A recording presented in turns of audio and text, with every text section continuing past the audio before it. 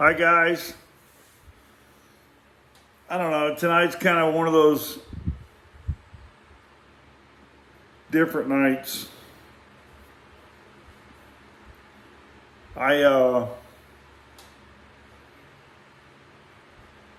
this weekend, the last on Sunday and Monday, Sunday night especially, we got to spend some time with my Aunt Shirley, who's lost her husband, and of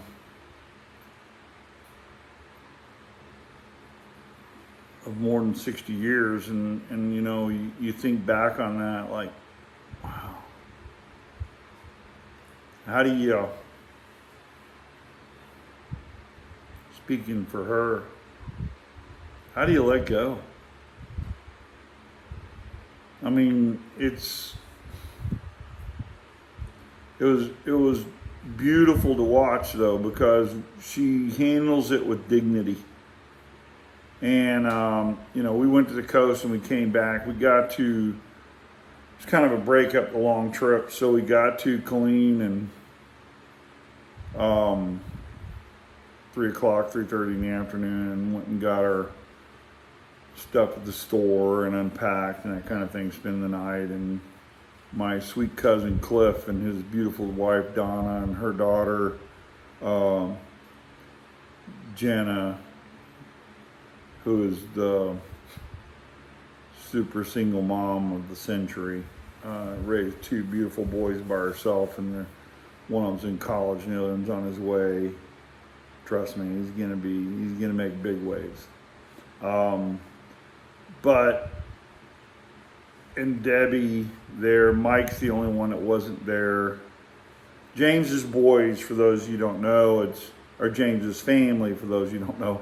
And really, it was mostly boys through the whole Kirk family, except for the first one, France, which was all girls. He had no boys. He had 4 girls. And I think one of his girls, his youngest, just informed us that lost her battle, or as she put it, I love it. She put it, won her battle of cancer, and now she's on to live with the Lord. So she's not suffering anymore. And that was, there was Sharon, Jermon, Donna, and Dana. And so out of the 4, there's only 3 left. So, and they're all just overachievers, fantastic ladies, and my hat's off to all y'all. And my condolences. It's you know, kind of where I'm going with this is family and faith and that kind of thing. So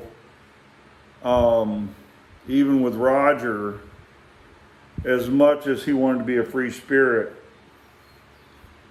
it always came full circle back around the family, whatever that was for him at the time. He had many families, he really did. Friend families, family, marriage families,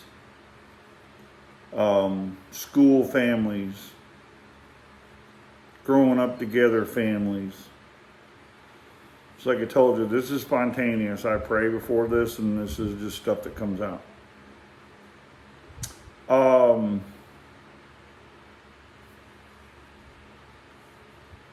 When you lose a loved one, and we say lose because they're not here in the present,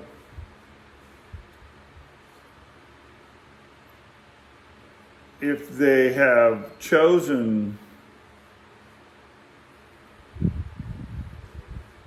to believe in Jesus Christ, who said the only way to the Father is through me. He said that, I didn't. Okay? And I believe it to be the truth, because there's a scripture that says, seek ye the truth, and truth will set you free.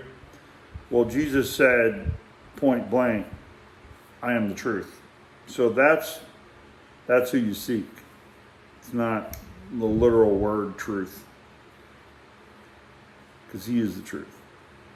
So that said, when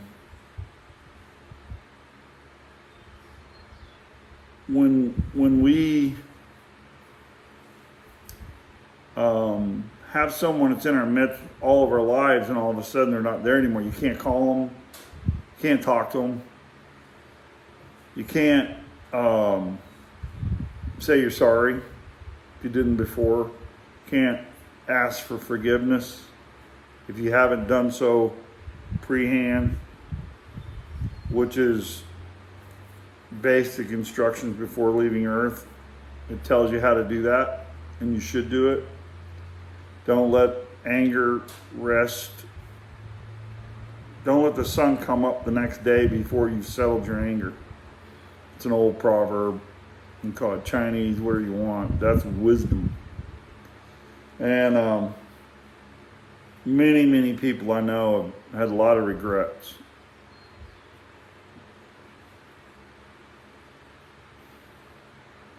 Other than what I've been forgiven for already, I don't have any regrets in my life. Zero.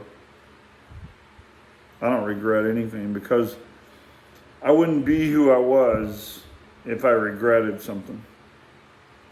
And I'm only who I am because of the grace of God, period.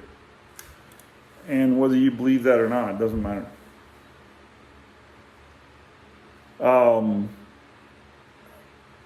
I guess kind of what I'm talking about tonight is the peace that you have when you do things right. You do ask for forgiveness. You do the right thing. You do what's good for other people and yourself. And you give of yourself instead of taking.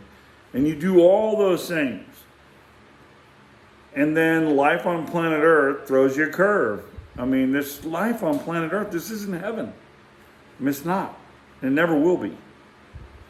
One of the sweetest ladies I've ever known in my life, Joe Harry's wife, Dottie, oh my goodness, died tragically of suffering from cancer, and she never complained. I didn't even know she had cancer until they said she's about to die. That's how sweet she is. And I say is because she still is. Okay? People like that don't become was. They are. And so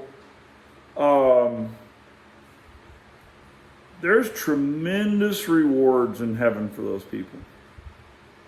And we will all get our just rewards. We will, when it's all said and done.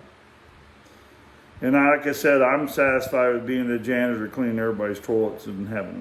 That's fine with me. I just put it plain and simple. I have no aspirations of being sitting on a throne and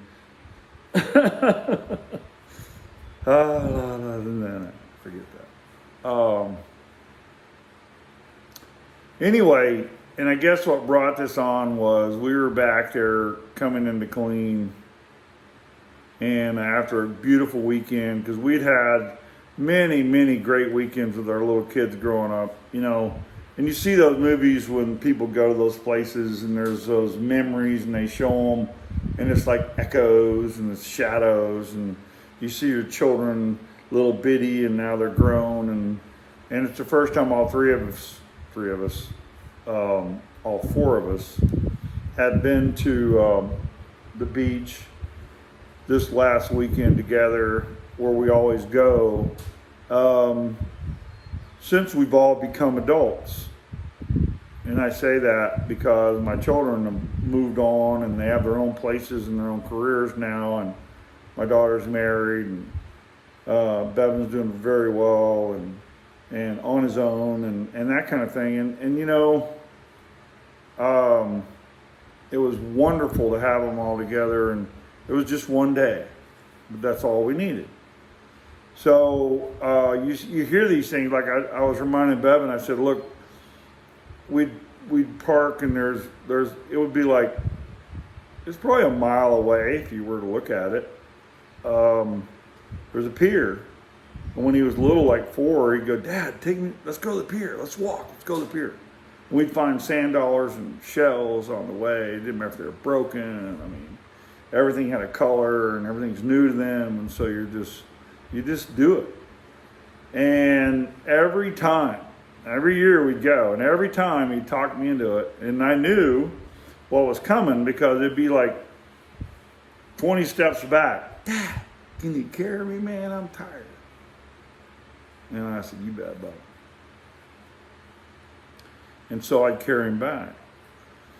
And that's kind of how Jesus is to us, that he would, no matter how far you want to go out, he's always there to carry you back. All you do is ask. And so we were there and had a great time and stopped off at Aunt Shirley's where we always have a great time. This is the first time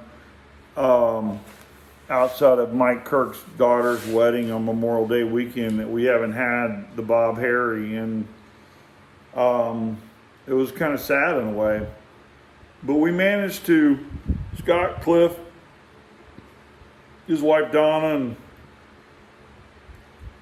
Debbie and Scott showed up. That was awesome.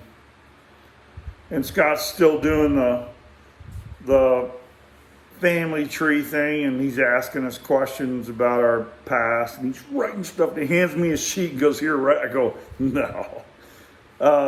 You would never be able to read it, and you'd be calling me for a month, go, what's this? And you'd send me a picture of my writing, because you wouldn't be able to understand it if I could spell it right to begin with. So he goes, all right. So anyway, we got to talking, telling stories, and one of the stories we were telling was when we went to the Bahamas, the recruiter thing, and we were all talking about that, how my dad and James were brothers at the same time, and they were kind of handing off the baton in a little town in Mean, Arkansas. And so we were kind of talking about all that, and then he was asking, I said, yeah, we had to go to the Bahamas, and he was asking about the horses that we had, because he was actually kind of interviewing Cliff with his school, chronological school, first grade, second grade, where was that at? And he was writing things down, because he's very, very detailed. I mean, man, when he gets done with this, if you want to know about any of the Kirk boys, you'll know it. You just got to go there and look it up. And from their birth, as far back as our great, maybe even great grandparents and stuff, you'll know all about it, because that's been his lot in life, and he loves it. And it's awesome because you can go trace it all. And so we were talking about that, and he was interviewing Cliff, and he goes, hey, Ward, what about the horses? Because Cliff goes, I remember riding horses, Uncle RB. And I told him, we started talking about the horses and where they were at. And then that led to a little bit of the story of us going to the Bahamas. That's why my dad's last tour of the duty, that's why he turned that recruitership over to my uncle. And it was unprecedented back then. I don't think it's ever been done. I mean, it's something that probably could look up. Larry, you're good at that. Every time I mention something, Larry looks it up and sends me an email next day, go, oh, by the way, here's da-da-da-da-da-da-da, which I really appreciate. I really do, because like I said, this is spontaneous. This stuff I don't plan this stuff out. It just comes out. He started asking about that, and we led into the Bahamas, and we went into the story of us getting there, and we went for about 2 or 3 months and stayed with my aunt in Horatio, my mother's sister. And when my dad came back to get us all, he shows up in a Volkswagen Bug. Nobody in that part of the country had ever seen a VW Bug. There's nobody. And we all went, what is this? And it made this little putt-putt sound when it came in, and it was kind of it was kind of a grayish green. It was a weird color, but it wasn't any bright color or anything like that. It was really I'm not great with that stuff, but it's like It wasn't fluorescent or candy color. It was flat. It was like a flat grayish green. And man, we got out there, and boy, immediately after everybody hugs him, glad you're home. And he's in his navy whites. That's what they traveled in back then. And man, we're all going, we'll go for a ride. The heck with you're here. Let's go for a ride in this new little cart, because it was real small. We wound up getting, Dad was telling us we can get everybody in. And we went up getting 10 people in there. 3 of us were in the very back, because there was a thing in the back. And we were there in the back, and 3 of us in the back of that thing, and 3 little guys, and then no telling how many is in the back seat. They were full of room. I'm telling you, I can sit up and my legs out straight in a VW, big time. And I think, as a matter of fact, they had one was modified for Abdul Karim Jabbar. Had a Volkswagen Bug that he literally kind of had to take the seat out of the back, but his leg would stretch out and he could sit up. So they're really cool cars. Of course, Dad goes, y'all want to see the engine? And we go, yeah, sure. And he lifts up the front and he goes, oh, hey, man, somebody stole my engine. Because the engine's in the back. And that was the first car we ever heard of or knew of. I think the Rambler was, but I think the Volkswagen was probably first. But, yeah, the engine was air-cooled and it was in the back. And it was kind of neat. We all went to the Bahamas. We had a station wagon. We left the station wagon. But we brought the VW back. It was pretty cool. But we were all talking about that, and Scott goes, stop, man. I asked you about horses, and here we are talking about that, and Roger and I came up with a game, we call it Backtrack. So you'd be sitting around like that, and most of the time you're drinking or carrying on or whatever, and somebody asks a question, and one thing leads to another, leads to another, leads to another, and the conversation gets just way off base. And so we came up with a game where you start a conversation, and then you go, hit a button and go, backtrack. And you got so many points. This is just a fictitious made-up game. We never played it. We just said it would be great on TV where you go, backtrack. And so from that point on, you had to backtrack. And when you got to a point where you missed it, it would go, you're over. And somebody could take over for double the points. And if you could take it all the way back to the original conversation, you win the game. So I still think it's a great concept. It's a conversation game. And so, because one thing leads to another, just like what I'm doing right now. And so Scott goes, wait a minute, I'm trying to do an interview here. We started out with asking about horses. And here we are talking about the Bahamas. And so it's kind of neat. Anyway, we really enjoyed the night and had a great time. We intended to play a bunch of games, but we never did. We just all talked. We really did. It was just one of those times you had to talk. And so we enjoyed it and had a great time. We're back here, got back on Monday and got to relax a little bit because it was still a day off. And anyway, that's kind of how our weekend went. And we're reminiscing, that's what I'm saying. And we were talking about all that and the good times, and there's always bad times, but the good times outweigh the bad times. They always do, if you have love in your heart, because love wins out. Love cures all. Love is the center, really, of everything that goes on in life. And without love, I can't imagine. I mean, I've heard of and met people whose parents have never said they love them, or spouse for that matter, and it just breaks my heart that because we were always told and that said to us. And I've got a neighbor right now that's kind of like that, and just a beautiful human being, him and his wife, and I tell him, I love you, man. He goes, we'll see you tomorrow. It's just not. They didn't grow up with that. At the same time, he claims to know the Lord, and so to do that, you got to be able to give it back. I mean, you do. And I told him, I'm a firm believer in the power of words. So I told him, I said, well, you'll get there. I'll hear those words from you. anyway, so that's kind of where we're going tonight, was with love and reminiscing and a lot of good times. And I mean, there were times I wouldn't allow Roger back to my house because of what he was going through.